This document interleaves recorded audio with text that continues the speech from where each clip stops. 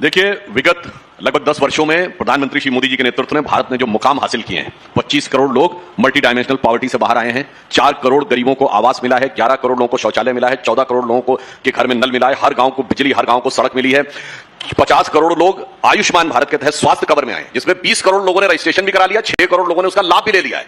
और फिर इतना ही नहीं हुआ है, भारत विश्व की 5वीं बड़ी अर्थव्यवस्था बना है, G7 G20 में सबसे ऊपर बना है। जनता ने इनको चुना था, कम से कम जनता के मुद्दों पे बोल देते, छात्रों के मुद्दों पे बोल देते, किसानों के मुद्दों पे बोल देते, महिलाओं के मुद्दों पे बोल देते, जिस मुद्दों पे आपने वोट मांगा था उस अखिलेश जी ने कहा चालू पार्टी, और चालू पार्टी के साथ जाने में भी अंतरात्मा नहीं जागी।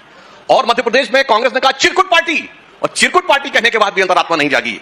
इनके लिए जानते क्या कहा जाता है? शाम तक सुबह की नजरों से उतर जाते हैं, इस कदर समझौतों पे जीते हैं कि जमीर ही मर जाते हैं। अब पास कर दीजिए, पास सब नीतीश जी को आप मानसिक रूप से और क्या क्या नहीं आप बोलते हो, फिर आपकी अंतरात्मा कैसे जग जाती है उनके सत्ता बनाने के लिए? आप उसी अशोक चौहान को बोलते हो ये लीडर नहीं डीलर है, शहीदों की नहीं, जो शहीद की विधवाएं थी उनके मकान को हड़प गया, उसको आपने आदर्श एमपी बना दिया राज्यसभा का। आपकी अंतरात्मा नहीं जागी? जब जिनको आप कह रहे थे चक्की पीसिंग करते करते आपने मंत्री बनाई कर दिया, तब आपकी अंतरात्मा नहीं जागी? इनकी अंतरात्मा ऐसी है जो सत्ता को देख के जग जाती है। सत्ता मिलेगी, उड़ गए।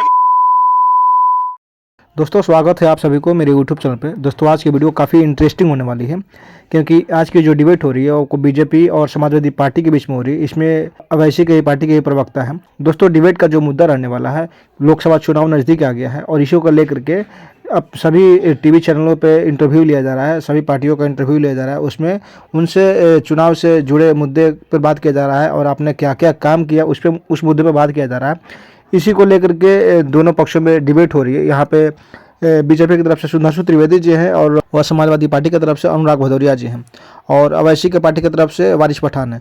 दोस्तों डिबेट काफ़ी मज़ेदार है, तो आप लोगों से अनुरोध है कि आप लोग वीडियो को लास्ट तक देखिएगा, और मेरे चैनल में पहली बार आए हैं तो चैनल को आप लोग सब्सक्राइब कर लीजिएगा, वीडियो को लाइक जरूर करिएगा। तो आइए शुरू करते हैं और देखते हैं डिबेट को लास्ट तक, फिर लास्ट में बात करते हैं। अभी मजा आएगा ना भिड़ो।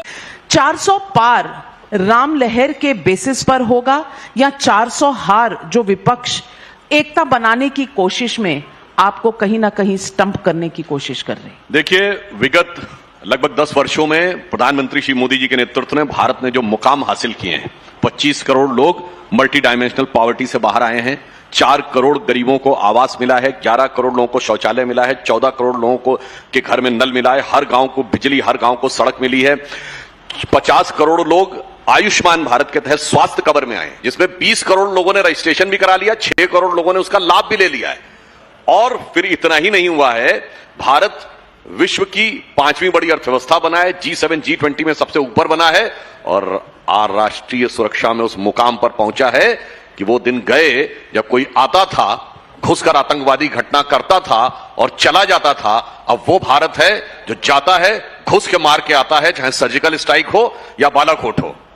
जैसे हम लोग लखनऊ में बैठे ना, तो एक जमाने में एक डायलॉग होता था ना, पुराने नवाबी जमाने के लोग कहते थे अरे वो जमाना था, तो हम लोग कहते थे अमा मियां वो दिन लद गए जब उस्ताद लल्लू का फाख्ते उड़ाया करते थे। तो शांति के कबूतर उड़ने के जमाने गए और अब गुरु गोविंद सिंह जी के बाज उड़ने के जमाने आए।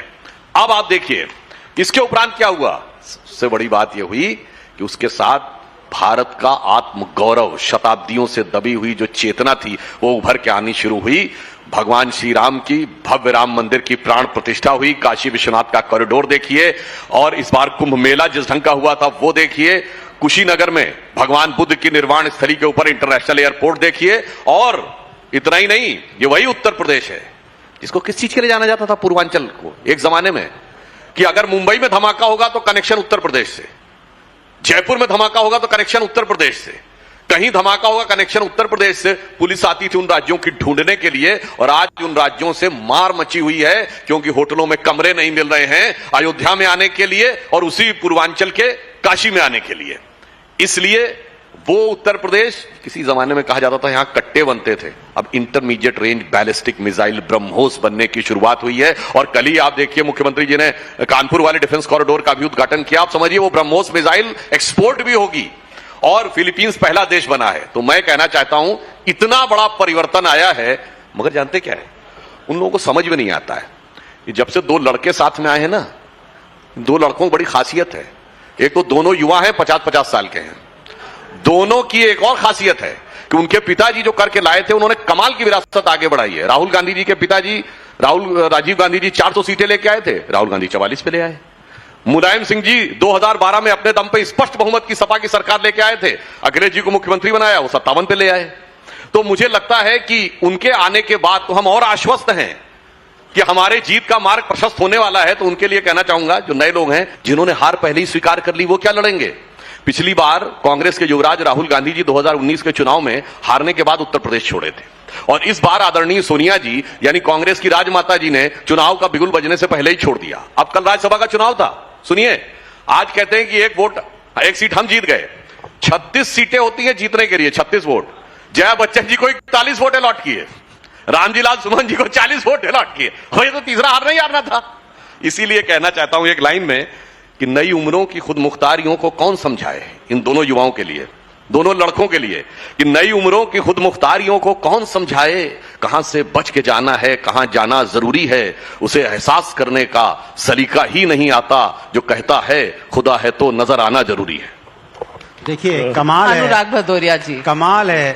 घड़ी की तरफ देखिए, 10 मिनट बोले, विपक्ष की खूब जम के बुराई की, लेकिन इनकी जिम्मेदारी बनती थी कि सत्ता में जनता ने इनको चुना था, कम से कम जनता के मुद्दों पे बोल देते, छात्रों के मुद्दों पे बोल देते, किसानों के मुद्दों पे बोल देते, महिलाओं के मुद्दों पे बोल देते। जिस मुद्दों पे आपने वोट मांगा था उस मुद्दों पे तो आपने बात ही नहीं की।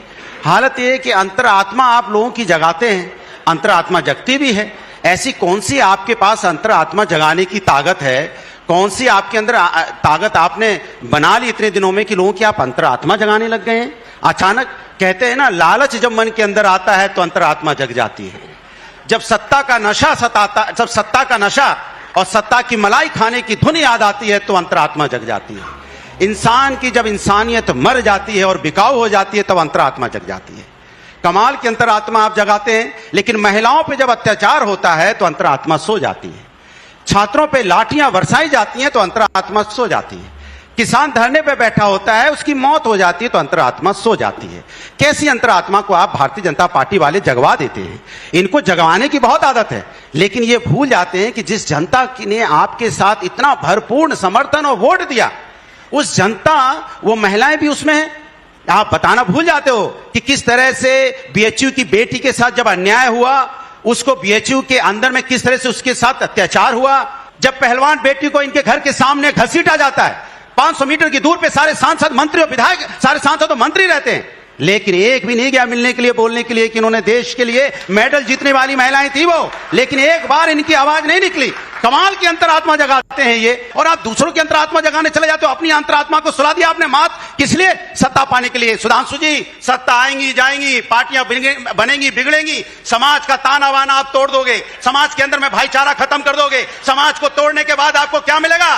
क्या मिलेगा आपको? जब हम आप होंगे नहीं, किस पे शासन करने के लिए आप जिंदा रहोगे? किसके ऊपर रूल करोगे आप? जब ये मोहब्बत खत्म हो जाएगी, आपस का भाईचारा खत्म हो जाएगा, इंसानियत खत्म हो जाएगी, कोई एक दूसरे को देखना पसंद नहीं करेगा, सब नफरत की आग में जलेंगे। किसके ऊपर राज करना चाहोगे आप? लाशों पे राज करोगे? सन्नाटे में राज करोगे? पेड़ पौधों पे राज करोगे? कम से कम इंसानियत जिंदा रहने दीजिए, लोकतंत्र जिंदा रहने दीजिए, मानवता जिंदा रहने दीजिए, तभी राजपाट भी चलेगा, वरना ये राजपाट किसी काम का नहीं होगा। आप ताकत से, दौलत से, धन से, पावर से सत्ता तो पा लेंगे, लेकिन जनता जब जगेगी तो बहुत दिक्कत हो जाएगी। अनुराग भदौरिया जी, आज तो आप बहुत दिल से बोले, लेकिन जब अंतरात्मा की बात की आपने, मैं कंफ्यूज हो गई। किसकी अंतरात्मा की बात कर रहे हैं? बीजेपी को झाड़ रहे हैं या अपने उन 7 विधायकों को झाड़ रहे हैं जो आपको छोड़कर चले गए, जिनकी आपको खबर भी नहीं हुई? आपने अंतरात्मा में मंत्र लेके चलते हैं, अनुराग भदौरिया जी जगाते हैं, अनुराग भदौरिया जी, वोट देना है। अनुराग भदौरिया जी, सवाल इस बात पर मैं पूछना चाहती हूँ कि संदेश खाली की इतनी सारी महिलाएं सड़कों पर आ गई, पार्टनर है ना आपके अलायंस के, अंतरात्मा नहीं निकली आपकी बात, जगी नहीं, कोई ट्वीट नहीं, ना एक लड़के से ना दूसरे लड़के से। सवाल तो हो गया सवाल नहीं। ऐश्वर्या राय के बारे में आपके अलायंस पार्टनर ने जो कहा, नाच रही है ऐश्वर्या राय, नाच रही है ऐश्वर्या राय, अंतरात्मा कहां सो गई थी? अनुराग भदौरिया, अंतरात्मा कब चली, कहां सो जाती है? जब सैफई में बोलते हैं कि वहां पे नाच हो रहा है। मैं तो सिर्फ इतना कहना चाहती हूं, में जब कल्चरल प्रोग्राम होता है तब आप उन एक्ट्रेस को बोलते हो कि नाच हो रहा है। हर मंच पे भारतीय जनता पार्टी कहती है, चिल्लाती है कि सैफई में वहां पे घरों में ना रहता हो, वही दूसरों पर पत्थर मारे। जो खुद कांच के घर में रहता हो, वो जब पत्थर उठाता है तो अंतरात्मा 5 सेकंड जनता दीजिए। से सवाल कर रहे एक हैं। लाइन, सुधांशु ज्यादा त्रिवेदी लंबा नहीं बोलूंगा। हाँ। इनकी आत्मा को कितना आत्मिक कष्ट हुआ है वो इनके भाव से अभिव्यक्त हो गया। मगर एक ही लाइन बोलता हूं, हाँ। गठबंधन तो चल रहा है ना, ये अखिलेश वखिलेश सुनने के बाद भी अंतरात्मा नहीं जागी। और नीतीश जी को क्या इन्होंने बोला कह था? दिया अब सर आप ना, ना, नीतीश चिल्लाइए जी नहीं, को। बीच में हो गया, बहुत हो गया। दूसरा, अखिलेश जी ने कहा चालू पार्टी, और चालू पार्टी के साथ जाने में भी अंतरात्मा नहीं जागी। और मध्य प्रदेश में कांग्रेस ने कहा चिरकुट पार्टी, और चिरकुट पार्टी कहने के बाद भी अंतरात्मा नहीं जागी। इनके लिए जानते क्या कहा जाता है? शाम तक सुबह की नजरों से उतर जाते हैं, इस कदर समझौतों पे जीते हैं कि जमीर ही मर जाते हैं। अब 5 सेकंड दीजिए, 5 सेकंड दीजिए, 5 सेकंड ज्यादा, भदौरिया, 5 सेकंड भदौरिया। जब देखिए, 5 सेकंड मात्र, जब नीतीश जी को आप मानसिक रूप से और क्या क्या नहीं आप बोलते हो, फिर आपकी अंतरात्मा कैसे जग जाती है उनके सत्ता बनाने के लिए? आप उसी अशोक चौहान को बोलते हो ये लीडर नहीं डीलर है, शहीदों की नहीं, जो शहीद की विधवाएं थी उनके मकान को हड़प गया, उसको आपने आदर्श एमपी बना दिया राज्यसभा का। आपकी अंतरात्मा नहीं जागी? जब जिनको आप कह रहे थे चक्की पीसिंग करते करते आपने मंत्री बनाई कर दिया, तब आपकी अंतरात्मा नहीं जागी? इनकी अंतरात्मा ऐसी है जो सत्ता को देख के जग जाती है। सत्ता मिलेगी, जग गई, उठ गए भाई, उठ गए, बहुत जग गई। सत्ता मिलते ही अंतरात्मा जग जाती है। अंतरात्मा और सत्ता जगे ना, जाते ही सो शरीर जाती जरूर है। हिलने वाह, लगता है। वाह, वाह, अंतरात्मा लगता है किसी और की आत्मा आ गई, इसलिए शरीर हिलने लगता है। सीपी राय जी। दोस्तों उम्मीद करता हूं कि आप लोगों ने डिबेट को पूरा देखा होगा। दोस्तों आप लोग कमेंट करके बताइए कि आपको डिबेट कैसी लगी, आपको इस वीडियो में किन की स्पीच अच्छी लगी, आप लोग कमेंट करके बताएं। और चैनल पहली बार आए हैं तो आप लोग मेरे चैनल को सब्सक्राइब कर ले और वीडियो को लाइक कर लें।